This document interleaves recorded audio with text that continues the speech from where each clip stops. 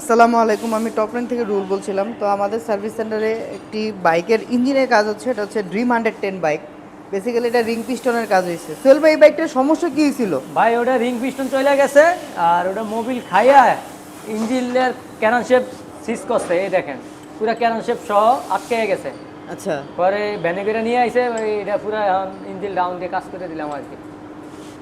আচ্ছা, এটা কি কি কারণে হইলো? এটা কোন এটা ভুলের কারণে প্রথম হইলো? প্রথম দাপে হলো রিং পিস্টন গেছে। Ring Mobil, piston? হ্যাঁ, মোবিল খাইতে খাইতে মোবিল যখন ইঞ্জিন শুকনে পড়ে গেছে তখন এটা ফুল ইঞ্জিনটা সিজ করছে। রিং পিস্টন গেছে, যদি রিং পিস্টনের কাজটা করাইতো তাহলে এত বড় ক্ষতি হইতো না। উনি ওইভাবেই চালাইছে, আস্তে আস্তে চালাতে চালাতে নিচে শুকনার ভিতর পড়ে যাওয়ানি কানেক্টিং গেছে আর কি, ক্যারান শেপ গেছে।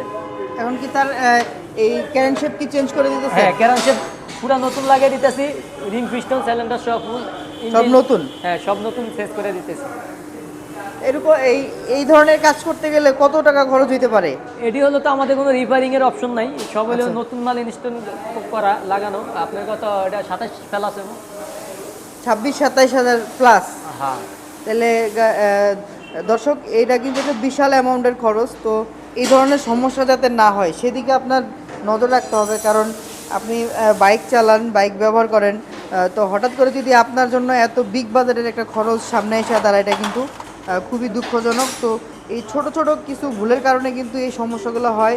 অবশ্যই আপনারা এটা সচেতন থাকবেন, যাতে আপনার বাইকের রিং পিস্টন খারাপ থাকলে সবসময় আপনাকে খেয়াল রাখতে হবে যে ইঞ্জিন অয়েল লেভেল কীরকম আছে না আছে, এগুলো চেকিংয়ের উপর রাখতে হবে। হ্যাঁ, তো আপনার যদি হুন্ডা বাইক থাকে আপনি কিন্তু আমাদের সার্ভিস সেন্টারে আসতে পারেন সার্ভিসের জন্য। আমরা কিন্তু প্রস্তুত আছি আপনাকে সার্ভিস দেওয়ার জন্য। আর আমাদের যেমন দক্ষ টেকনিশিয়ান, সিনিয়র টেকনিশিয়ান সোহেল ভাই এটার কাজ করতেছে। আশা করি কাস্টমার আমাদের থেকে ভালো একটা ফিডব্যাক পাবেন। ধন্যবাদ, আসসালামু আলাইকুম।